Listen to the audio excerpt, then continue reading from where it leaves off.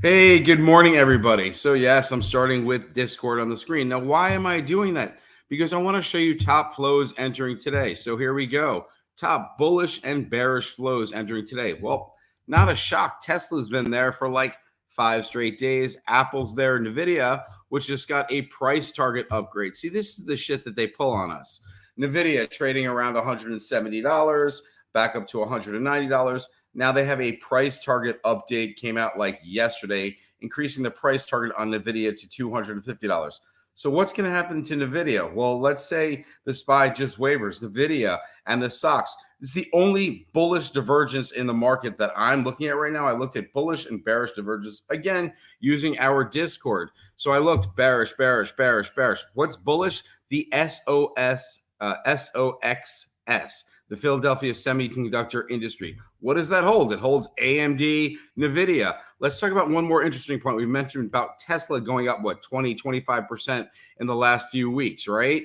And the call options keep getting bought up. I mentioned that yesterday. I mentioned that 2 days ago. Well, lo and behold, there's another investor that's bought 1.5 million shares of Tesla in the past 3 weeks. So again, Kathy bought her share 100,000 a day, probably for 8 or 9 straight days. Then you have another investor, 1.5 million shares of Tesla. No wonder Tesla is pushing higher. Next, if you have any questions, please ask them on the side. Ask whatever we want to cover, whether it's Tesla, AMC, NVIDIA, AMD. Okay, what else did I want to mention? Okay, public Discord yesterday, our alert pre-market was Coinbase. So what did I decide to do yesterday? Rather than trading my own strategy, I looked for the dip on Coinbase. As I mentioned yesterday morning, dark pool orders on the SPY, meaning the SPY was going to be bullish yesterday. From 394, I mentioned it would close at 396 2 days ago, right? Yesterday, I mentioned that we would likely see 401, and then 401 would likely come back to 399. Well, I gave you the exact scenario that played out in the market. Market was bought up. We actually hit 402 and change, 402 maybe like 20 or something like that. I don't remember yesterday's high on the SPY. And then at that time, I said, if you are bullish, do not chase. The market will come back to 399. What happened after I said that? It went up to 402.50.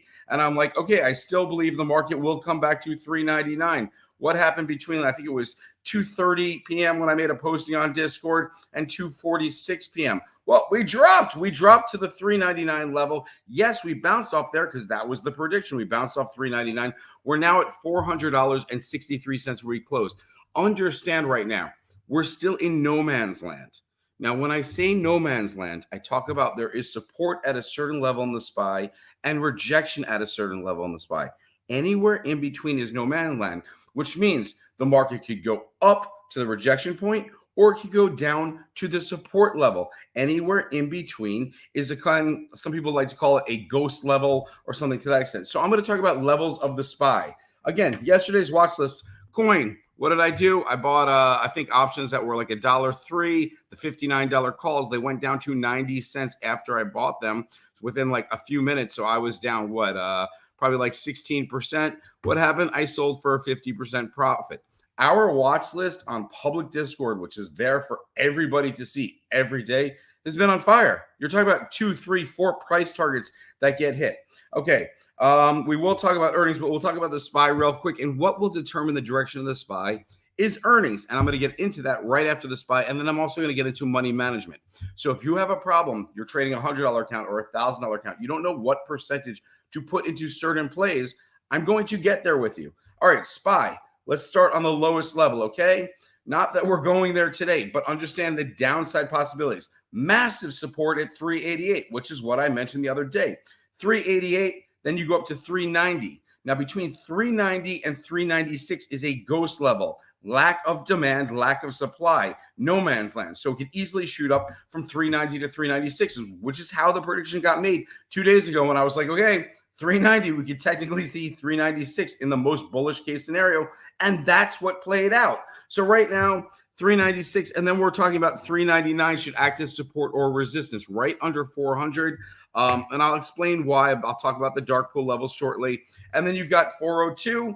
Once you pass 402, if the market continues to be bullish, we're Tuesday today, Wednesday tomorrow. We don't have real data coming out until Thursday, which is GDP, and Friday PCE. So let's say the market decides it wants to be bullish today, Tuesday, tomorrow, Wednesday. It's likely the SPY will jump all the way up to 408 because there's no man's land. So if you're a bull right now and you say, okay, 402 is rejection, understand if we pass rejection level from 402 to 408, it's a dead zone, a ghost zone, meaning it can move off very little volume. Now, with upgrades happening in the market based on earnings, and I'll talk to you about earnings real quick. Earnings, Lockheed came out with earnings this morning. They had their best sales ever. Well, there's a war going on in Ukraine. They supply military defense equipment, missiles, choppers, jets. But here's what they said. They forecasted 2023 sales to be flat. Well, that doesn't sound too good. And we base everything on future earnings. The fact that they're up 1.79% pre-market really baffles me. Now, remember, I have a connection with Lockheed. They're a client of mine in another business. But we've got a ton of earnings coming out this week. We've got Apple. We've got NVIDIA. We've got Microsoft. In fact, there's only one analyst out there that has a bearish prediction about Microsoft. I'm about to hear him talk. He's talking about Microsoft right now. So understand, Microsoft pre-market is at 242. Bull case scenario, Microsoft crushes earnings. You're talking about Microsoft at 275, okay? You're talking about Microsoft up 35 points. Yes, if they crush earnings. Okay, on the other end, Microsoft doesn't crush earnings. They disappoint heavily. You're talking about something potential of like $212, $215. So a 30-point swing to the downside. So I'm not really sure how I'm personally going to play Microsoft. I actually think I want to play the put side, but I don't want to go crazy. So maybe I'll put $500. Okay, $500. How much does his account have? Well, his account must have at least $100,000, and I will explain, okay? We'll talk about the rules for investing. So no matter the size of your account, 100, 500, 1,000, 2,000, 5,000, 10,000, whatever it is, I call it my 10% rule, okay? My 10% rule has been around forever. It means whatever position you're going to take. I have $10,000 in a trading account. I want to buy puts on Microsoft going into earnings, okay? 10% of my account at $10,000 would be $1,000. So if I'm going to put $1,000 into the trade, how would I go about entering the trade? Well, I say to myself, okay, well, if today is bullish in the market, Microsoft could run up until earnings, so I don't want to buy my puts until later in the day. Well, shit, that's common sense. And then I say to myself, what if today's a choppy day and we end up testing back, the 396 level or something like that? Microsoft would obviously be down going to earnings. So I would say of my $1,000, I'll likely take a $300 position sometime in the morning between market open and 11:30 a.m. whenever I think Microsoft is spiking the most. Again, just because I'm looking to enter into position doesn't mean I'm going to enter in any place. I want to get the best entry. So I'm looking for Microsoft to spike, Microsoft to reject at some level. And then I would say, okay, $300 going, understanding that I want to put $1,000 into that put position. So as the day progresses, again, I'm looking for various tops on Microsoft. And when I see the reversal, that's when I'm going to add one or two more contracts and be in at 10%. Okay, so we're talked about that. Let's talk about a stop loss, okay? So you're in whatever position you are. You're only in 10% of your account is in that position. What's a good stop loss? Okay, a lot of people like to use stop losses at 20%. When I use them at 25%. Meaning, if I'm going to cut a trade and take a loss on a trade, it's going to be when I'm down 25%.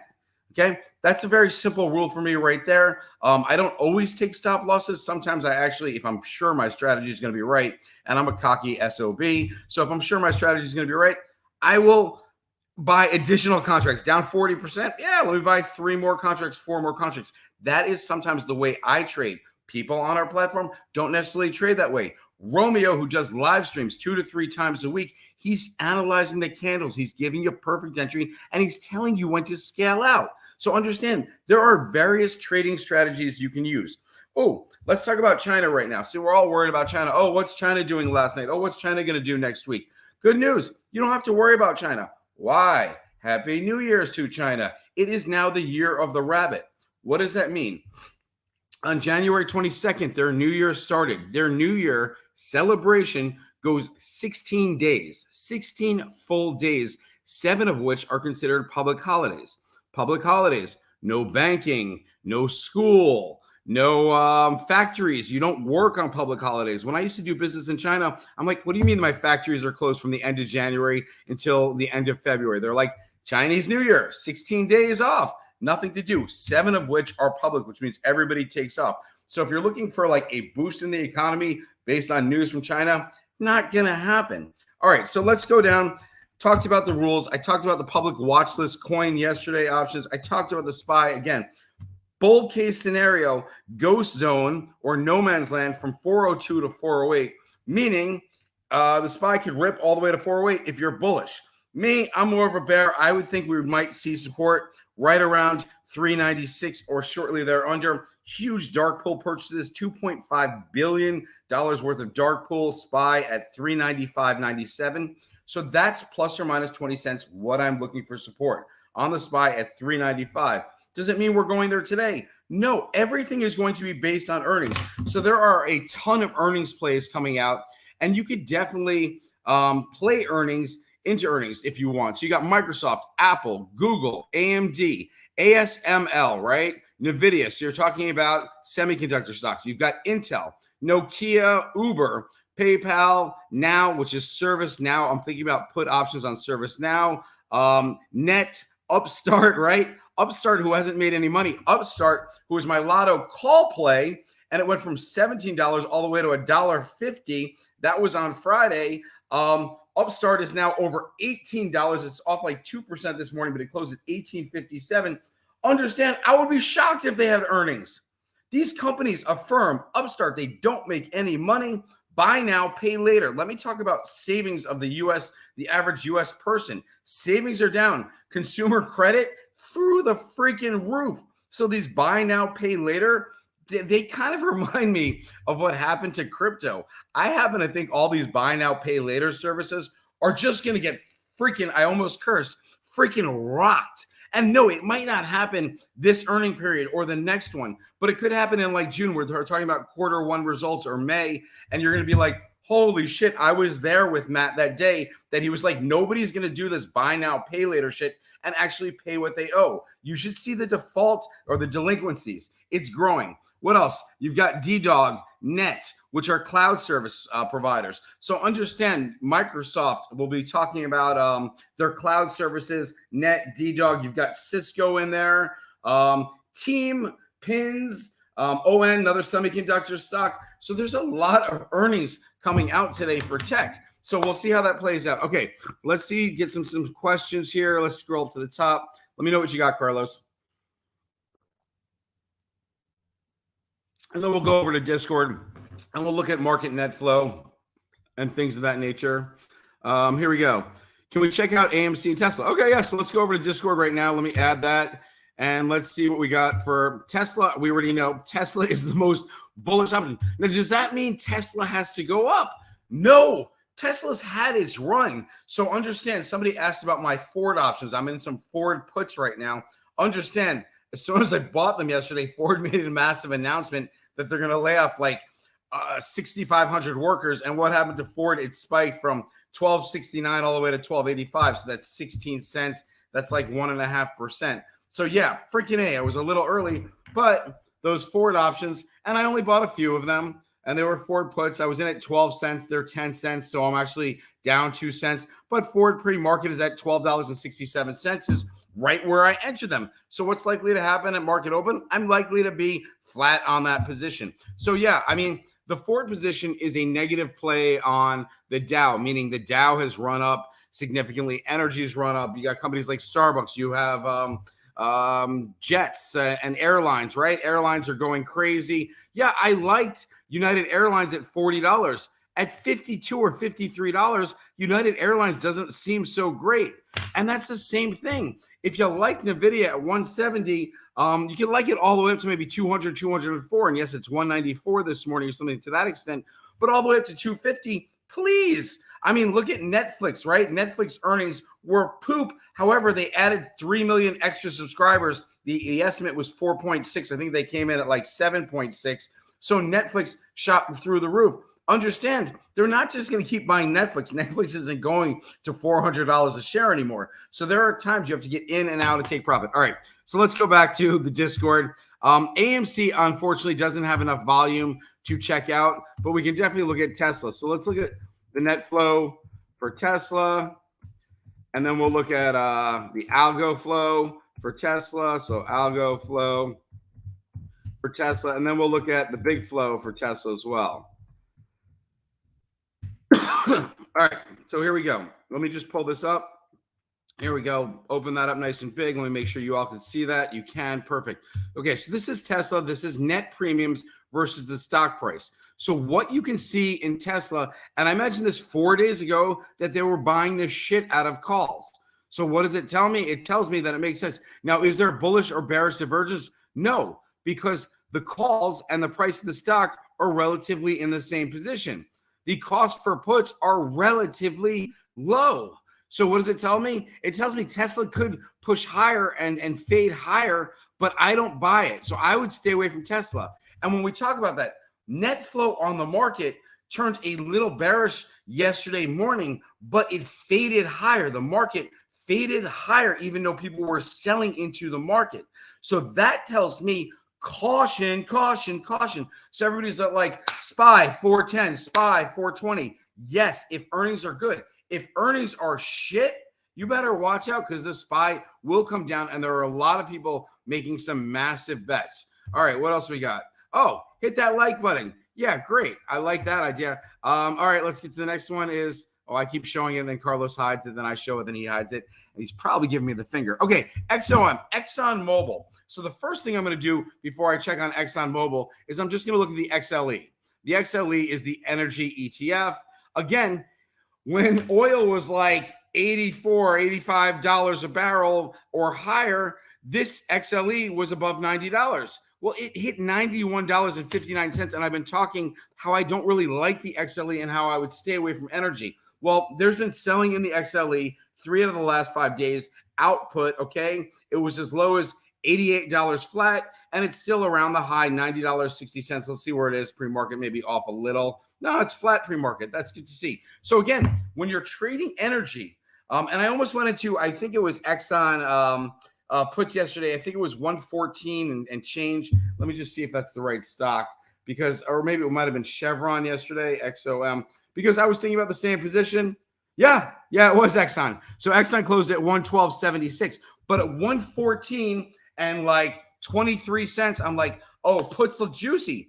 But all the momentum was Exxon bullish yesterday morning. And I'm like, the last thing I want to do is grab Exxon puts, tweet about it, mention it on Discord, and then have Exxon rip through the roof. So again, strategy was correct. I was like, hey, I should buy some Exxon puts at 114.32. It's closed at 112. So what would I do on Exxon? Just looking. I think we could have another outflow day. I think Exxon could definitely go down to the $110 flat range. So again, that's about like 2.5% lower from where we are now. End of movement in a week, you could probably make 30-40% on an options trade. But let's look it up, and let's just look at the flow on XOM, sorry. Okay, dark pool levels. We can go in real quick for the dark pool levels. Again, 401 and change, 398.92, so 399 level, then 396. So if you heard me before, I said 396 flat, 399 flat. If you go under that, you're looking at 390. So right around in between these levels, you have 23 billion and 16 billion. So yeah, if I'm looking for the market to retract, I'm thinking, 391 end of week would kind of make sense. All right, let's look at the algorithms for net flow for XOM. Again, this is energy. We're talking about ExxonMobil, algo flow, XOM. Again, these are the simple ones. You could look at big flow as well. You could look at the flow sum. So let's look at the flow sum as well. And I'll show you all three in a minute. Flow sum, and I'll explain what they all mean. Because if you're on Discord, you need to. Okay, there's no flow sum, unfortunately. That's one of my favorites. All right. So we're looking at net premiums versus stock price. Calls on this are pretty high. You could see the puts or the cost for put premiums are increasing.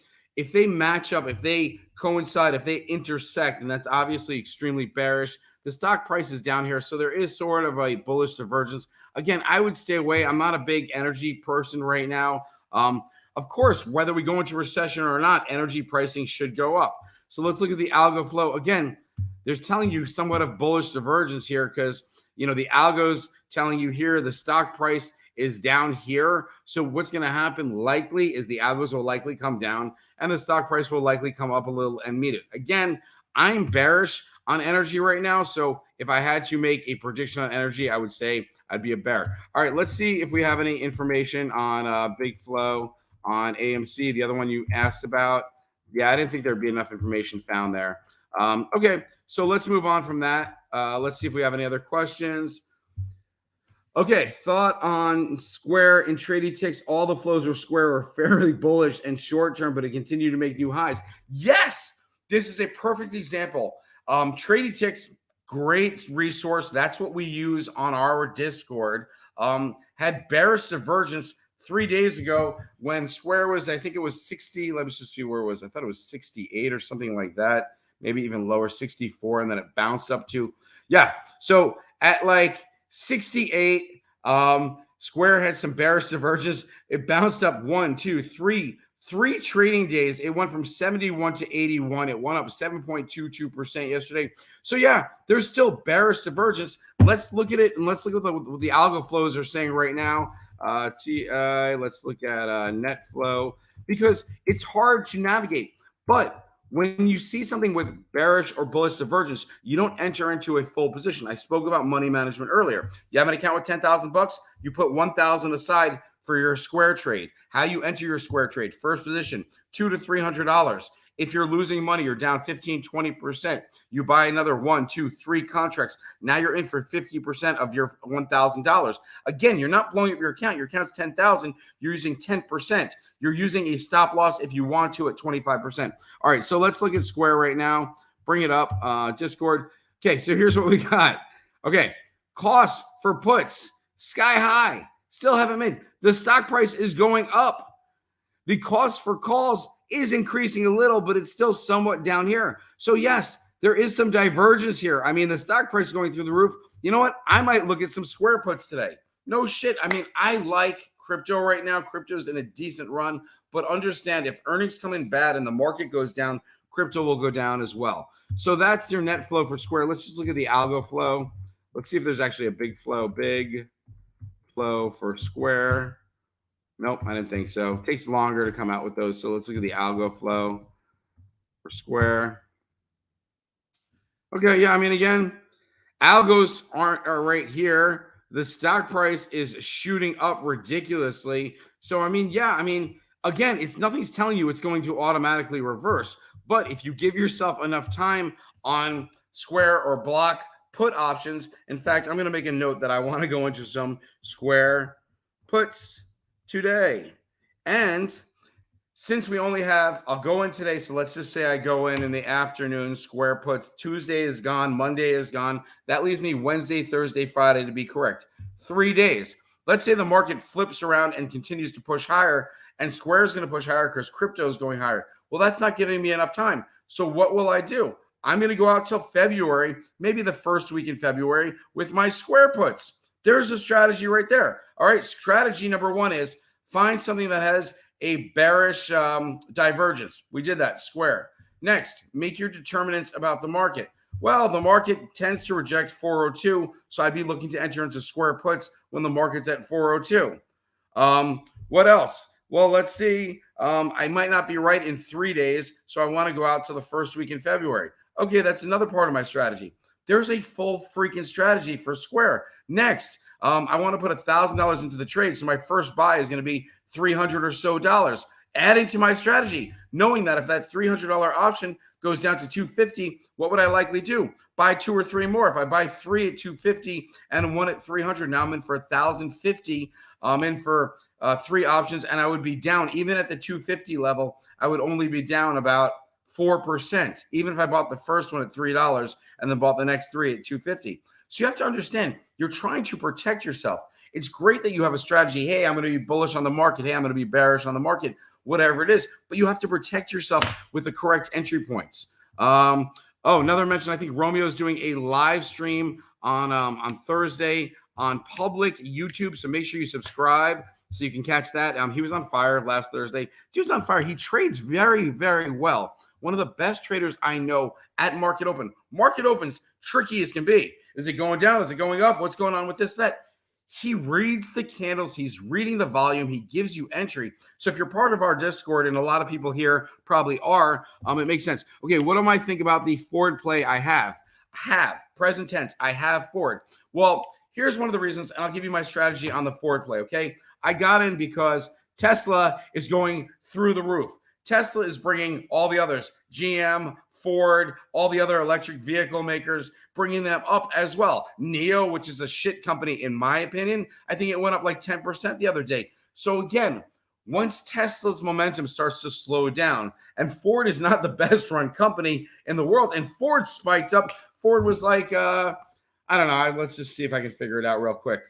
Ford spiked from probably like $11.99 all the way up to like $13.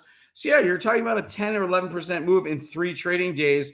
The chart could easily go like this and come right back down, which is what I'm thinking. I'm looking for Ford to approach the $12 and like, I don't know, 40 cents number. Again, that would only be 26 cents, but 3% on Ford is a massive move, and I'll take my 30% there. Okay. So yeah, I'm still in that play. Understand they were out of the money. That's why they only cost me $12 a contract.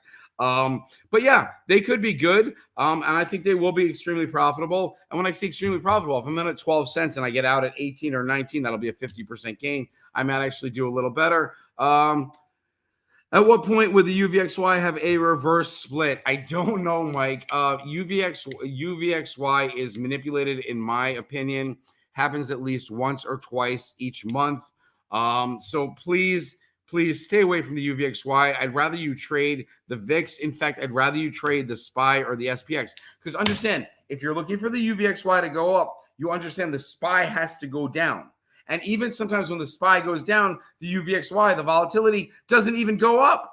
Sometimes when the VIX is ripping, the future volatility, the UVXY, doesn't go up. So yeah, I mean, we used to love that, and we used to love that in a bull market. In a bull market, we'd look for a red day, the UVXY would spike, and we'd all get into puts, and we had like 2 single $1 million days when our platform started out because it was so crazy with the UVXY. With that said, let's move on to the next question. I see one from Edison. Okay, sorry, Michael. Do I think it will be bullish today? Verizon. I don't really follow Verizon. So Verizon, I would have to put in the same basket as like AT&T, as like Carnival Cruise Ships, as airlines, as as more Dow plays, even my Ford play. So I'm looking at Verizon at 7 a.m. It looked like it dropped off. Verizon postpaid net additions. I guess they had earnings today. So you're asking me if Verizon will fill the gap from the loss. It was at $40 pre-market. Now it's off 2%. Likely, here's what you're going to see with Verizon. No, you're likely going to see continued selling. I don't know if it happens today. Sometimes they try and crater it like this, and then if you look 3 days later, it goes to a lower amount. We could talk about Disney doing that. We could talk about Google or Amazon both doing that. Remember, I pointed them out. I said sometimes a stock will have earnings and it'll drop here, and then you see a bit of a rebound here, and then what happens is it gets at a lower point. So sometimes a stock has earnings, it drops, you see it start to rebound. You're like, oh, I'm going to get back in because it's going back up here. And then 3 days later, it drops to a lower point. So that's actually probably what I would see. But again, Verizon, Nokia, AT&T, those are like consumer staples. They generate positive cash flow. Companies like energy companies, PSG, type of energy companies, California as well. But I saw Edison had a question about Micron Technologies. So again, the only bullish divergence I saw was for the Philadelphia semiconductor industry, SOXS.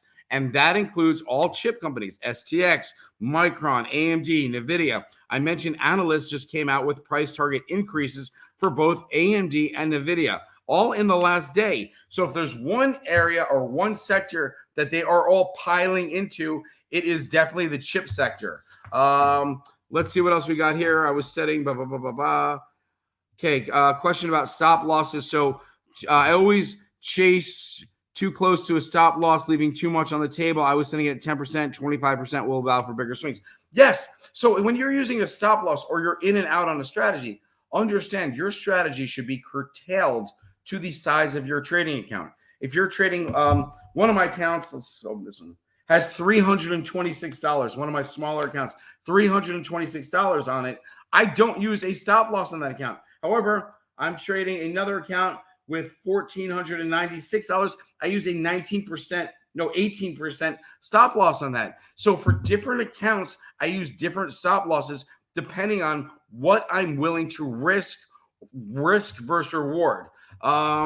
So how do I see your forward play from Discord? Again, I have 2 rooms in Discord. One room where I do updated videos, maybe 3 times a day, where I say, here's the SPY, or I'll post a picture and I can show you guys real quick what it looks like. And then I'll show you where you'd see my alerts. So again, here's Discord.